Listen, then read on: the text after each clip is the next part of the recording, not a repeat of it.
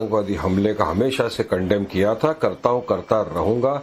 आतंकवादी आतंकवादी है, उसके लिए कोई भी सहानुभूति किसी के दिल में होती ही नहीं है। लेकिन यहां पर होता क्या है, आतंकवादी का देखिए मंशा क्या होती है, दहशतगर्द फैलाना, अपने इरादे अपने मंसूबों में कामयाब करना। मगर हो क्या रहा है यहाँ पे कि एक आतंकवादी दो चार अगर पकड़ा गए मुसलमान आतंकवादी, तो पूरे मुसलमान समाज को बोल दिया जाता है कि सारे मुसलमान तो ऐसे ही होते हैं, इनको यही सिखाया जाता है। नहीं, सब गलत बात है। फिर मैं उनको जवाब देता हूं कि जिसने इंदिरा गांधी का कत्ल कर दिया था, क्या वो मुसलमान थे? नहीं थे। राजीव गांधी का जिन लोगों ने कत्ल कर दिया था, क्या वो मुसलमान थे? नहीं थे। नाथूराम गोडसे जिसने महात्मा गांधी का कत्ल कर दिया था, जो आरएसएस की विचारधारा से प्रभावित था, वो भी मुसलमान नहीं था। वो जो कांस्टेबल जिसने ट्रेन में घुसकर बेगुनाह बेकसूर मुसलमानों को नाम पूछ के मार दिया, क्या वो मुसलमान था? नहीं, वो भी नहीं था। साध्वी प्रज्ञा सिंह ठाकुर, कर्नल पुरोहित, लिस्ट है पूरी मेरे पास नविका जी, मैं गिना सकता हूं। लेकिन सबको जोड़ना इस्लाम। देखिए, इस्लाम ने साफ तौर से सुसाइड को यानी आत्महत्या को हराम माना है, तो ये तो हराम काम कर रहा है अगर जो भी कोई कर रहा है। इस्लाम के अंदर दूसरी चीज अगर आप देखो, बेगुनाह के ऊपर किसी को हमला करने का अधिकार ही नहीं है। कोई भी रिलीजन इस तरह की हमला करना सिखाता नहीं है। मगर यहाँ पर ये आतंकवाद फैल रहा विषय, रेडिकलाइजेशन क्यों हो रहा है ये भी चेक करना चाहिए। उसको किसने रेडिकलाइज किया था? जिसने हमारे पार्टी प्रेसिडेंट असद ओवैसी साहब के ऊपर हमला कर दिया था। काफी हम बजरंग दलों की विश्व हिंदू परिषद की मीटिंग के अंदर देखते हैं तो वहां पे ज्ञान गीता के ऊपर कम दिया जाता है और वहां पे सिखाया जाता है हमारे हिंदू भाइयों को कि बेटा कागज कलम छोड़, तलवार उठा, नरसंहार कर। तो ये आतंकवाद को किसी धर्म जाति के साथ जोड़ना मैं समझता हूं सरासर गलत बात है। अब यहाँ पर बात नंबर तीसरी ये भी आती है कि अगर ये जो आतंकवादी पकड़ा गए, कड़ी से कड़ी सजा दीजिए इनको। कानून में जितनी सख्त सजा है उनको सजा दीजिए, फांसी की सजा दे दीजिए, जो भी सजा देना चाहिए दीजिए। कोई कह रहा है शहीदी मिल गई, उसे सपोर्ट नहीं करेगा। शहीदी मिल गई, मार्टरडम है ये डॉक्टर उमर का कहना है। ऐसा नहीं मिलती। बात नंबर 3 सुनिए, बात नंबर 3 सुनिए। अब जैसा कि भाजपा की सरकार 11 साल से तो सत्ता के अंदर बैठी हुई है, इन्होंने कहा था एब्रोगेशन आर्टिकल 370 के बाद में सारी आतंकवादी गतिविधियां खत्म हो जाएगी। मगर हम तो देख लिए पहलगाम हो गया, हम तो अभी देख रहे दिल्ली के अंदर ये हो गया।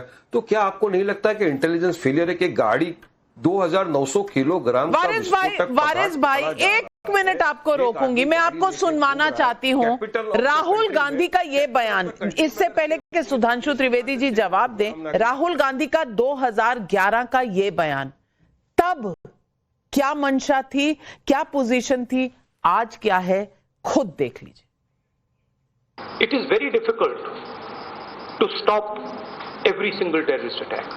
The ideas that we have to fight terrorism at the local level, we have improved in leaps and bounds. But terrorism is something that is impossible to stop all the time. आज जो आपसे सवाल पूछ रहे हैं सुधांशु त्रिवेदी, वो खुद क्या कह रहे थे 2011 में, आपने खुद सुना, जवाब दीजिए। सुनिए, राहुल गांधी जी से ज्यादा विक्टिम ऑफ टेररिज्म कोई देखा ही नहीं होगा। उनकी तो दादी को मार दिया गया, उनके पिताजी को बम ब्लास्ट करके सुसाइड बॉम्बर ने उड़ा दिया गया।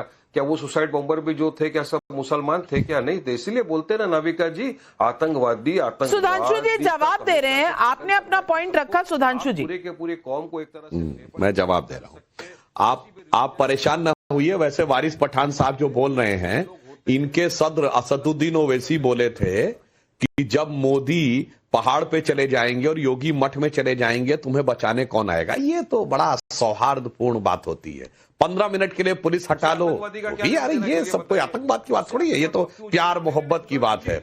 वो 20 करोड़ 100 करोड़ पे भारी पड़ेंगे, हिंदू देवी देवताओं को गाली गलौज, ये सब तो सेकुलरिज्म का सुंदर संगीत है जिसमें कि कोई धार्मिक मजहबी नजरिया नहीं देखना चाहिए। तो मैं वारिस पठान साहब से पूछना चाहता हूं कि असदुद्दीन ओवैसी ने क्यों कहा कि यूपी के जेलों में या अन्य जेलों में इतने अपराधी जो बंद हैं उनमें मुसलमान सबसे ज्यादा हैं। तब अपराधी का धर्म क्यों दिख रहा था? बोलो मेरे भाई। अब जब आतंकवाद होता है तो आतंकवाद का मजहब नहीं होता, आतंकवादी का मजहब दिखाई पड़ जाता। अगर एक डेटा है कि पोटा लाई थी बीजेपी की सरकार, प्रिवेंशन ऑफ टेररिस्ट एक्ट नहीं करेंगे, और पोटा को हटाया कांग्रेस की सरकार ने। किस आधार पर? कि पोटा में मुसलमानों की प्रताड़ना अधिक हो रही है। भाई साहब, ये तो आतंकवाद विरोधी था।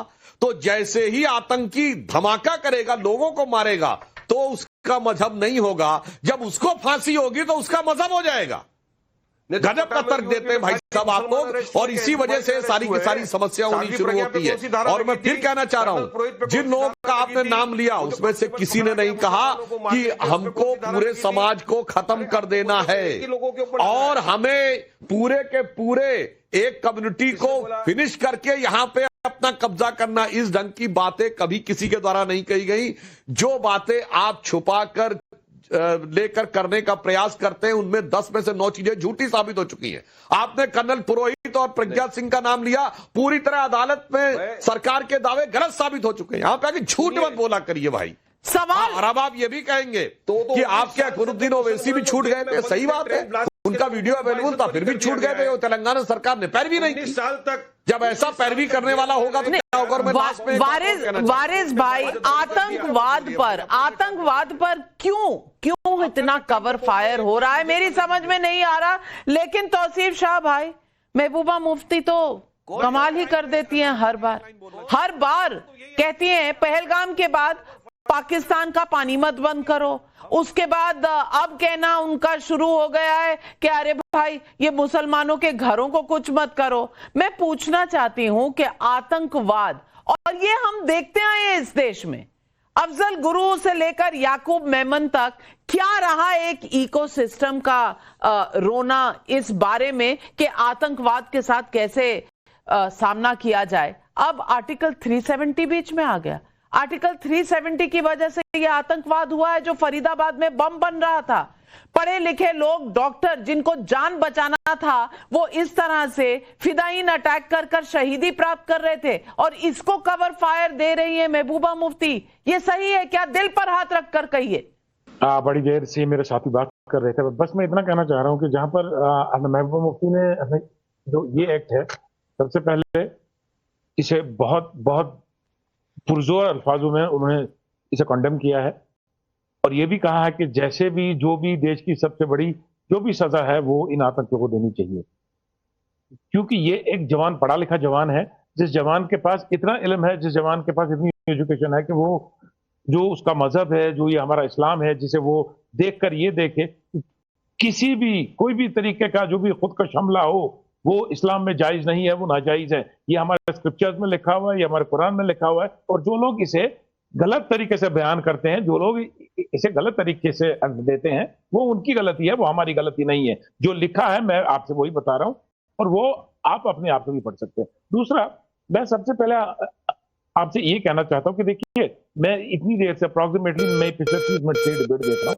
डिबेट के अंदर हम सिर्फ लांछन एक दूसरे के ऊपर लगा रहे हैं कि आप सरकार छोड़ दीजिए, आप सरकार मत कीजिए, यहाँ गलती की, यहाँ गलती की। नहीं, ये गलतियां गिनवाने का टाइम नहीं है। ये टाइम वो है कि जहां पर सबको मिलकर देखना है कि इसे रोका कैसे जाए। जैसे आपने देखा था पहले पत्थरबाजों को, आपकी जब सरकार आई थी, आपने पत्थरबाजों को रिहा करने की मुहिम छेड़ दी थी। ऐसे ही देखना है ना हर्षवर्धन त्रिपाठी, ये इसी तरह देखना है ना। इनको ऐसे ही मौके में समझ आता है कि अरे भटका हुआ नौजवान है, इन्हें तो हमें सही रास्ते पर लेकर आना है। लोगों की हत्या हो गई, ये फिदायीन अटैक हो गया, लेकिन इनकी पहल क्या है, क्यों है? आप इस पर क्या कहेंगे?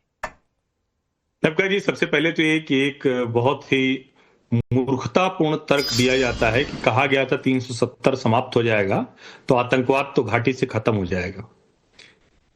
कश्मीर घाटी में मुसलमान नौजवान के हाथ में पत्थर नहीं है, उसके चेहरे पर पेलेट गन के निशान नहीं है, वो AK-47 नहीं उठाता है। उठाता भी है तो उसको सेनाएं उसके मां से, उसके बाप से अपील करवा कर कहती है कि छोड़ दो। लेकिन फिर भी अगर वो AK-47 लेकर चलता है तो 1 साल के अंदर आतंकवादी जन्नत चला जाता है। अब जन्नत जाता है, जहन्नुम जाता है, मुझे नहीं पता है। तो जिनको मुस्लिम घरों के बच्चों का जरा सा भी भविष्य पता है, उनको पता है कि 19 के बाद से कितने मुस्लिम बच्चों का भविष्य बच गया। नेताओं को छोड़ दीजिए, नेताओं के लिए दिक्कत हो गई, इनके लिए पत्थर उठाने वाले रह नहीं के घाटी में। और जब ये कहते हैं, अभी मैं सुन रहा था, अलग अलग घटनाओं का जिक्र करने लगे, नाथुराम गोडसे से लेकर, लिट्टे से लेकर और इंदिरा गांधी के हत्यारों तक की बात होने लगी। सबने हत्याएं की थी, सबको किसी नेता से किसी दिक्कत हुई, उसको हत्या कर दी।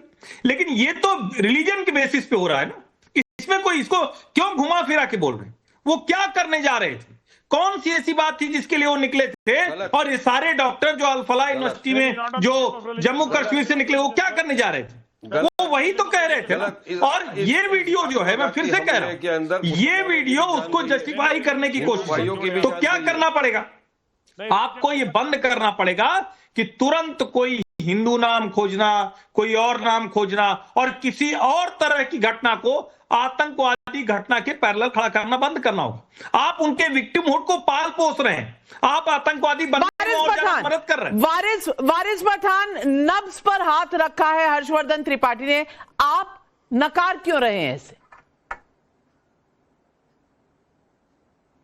झूठ बोला है उन्होंने कहा कि इन लोगों ने सिर्फ एक धर्म को मारने के लिए साजिश रची है। भाई वहां पे दिल्ली में जो ब्लास्ट हुआ उसमें मुसलमान भाइयों की भी जाने गई है, हिंदू भाइयों की भी जाने गई है। अब सुधांशु त्रिवेदी ने कितना बड़ा झूठ बोला, उन्होंने कहा योगी और मोदी बट पे चले जाएंगे तो तुमको कौन बचाएगा, ऐसा असद ओवैसी साहब ने कहा। अरे असद ओवैसी साहब ने क्यों कहा था पता है आपको? चुनाव का ये था कि वो आतंकवादी भाषा हो गई क्या? वही असद ओवैसी को भारत की सरकार ने भेजा था विश्व के अंदर जाके दुश्मन मुल्क पाकिस्तान की पोल खोल कर दे, और वो जाके बराबर धुलाई करके आ गए। आप आज उनको कटघरे के अंदर खड़ा करने की बात कर रहे हो। त्रिवेदी जवाब दे, बीजेपी का सुधांशु त्रिवेदी जवाब दे। पब्लिक के कुछ सवाल सतीश मेहरोत्रा बल्लभगढ़ हरियाणा से पूछ रहे हैं, 4.5 लाख महीने कमाने वाले डॉक्टर को आखिर क्या जरूरत पड़ी कि उसे आतंकवादी बनना पड़ा? पढ़े लिखे को कैसा भटका हुआ इंसान कह सकते हैं? मुकेश कुमार जयपुर से कह रहे हैं, यूपीए राज में कितने आतंकवादी घटनाएं हुई, तब क्या एक्शन लिया? अब मोदी सरकार कड़ा एक्शन ले रही है, क्या तभी विरोधियों का ये हाल हो रहा है? सुधांशु त्रिवेदी। देखिए, जो प्रॉब्लम है उसको ये लोग एड्रेस नहीं करना चाहते। मैं हमारे पीडीपी के रिप्रेजेंटेटिव जो हैं और वारिस पठान दोनों से कहना चाहता हूं, भाई साहब जाकिर मूसा का स्टेटमेंट याद है? उसने क्या कहा था? ये कोई कश्मीरियत की लड़ाई नहीं है, ये इस्लामी खलीफत की लड़ाई है। किसी ने विरोध किया था? बताइए कौन सी अकबर पार्टी थी जिसने कहा कि ये बहुत गलत स्टेटमेंट हम नहीं मानते? चैलेंज करके कहता हूं, एमआईएम से लेके पीडीपी से लेके कांग्रेस से लेकर, उससे पहले कहा ये कोई कश्मीरियत की लड़ाई नहीं है, ये इस्लामी खलीफत की लड़ाई। अरे भाई हमने तो हमेशा हर वीडियो अवेलेबल है जिसमें एक बड़ी पत्रकार जो आजकल नहीं है एक्टिव पत्रकार में, वो एक घायल बच्चे का इंटरव्यू लेने गई और वो उसको बार बार मुंह में डालने की कोशिश कर रही है कश्मीर की लड़ाई, वो कहता नहीं है इस्लाम की लड़ाई है। वो वीडियो अवेलेबल है। इसलिए मैं एक और बात भी आपसे कहना चाहता हूं, भाई साहब अगर इसका मजहब से लेना देना नहीं है तो हमास और हिजबुल्लाह के समर्थन में यहां रैली क्यों होती भाई? हमास और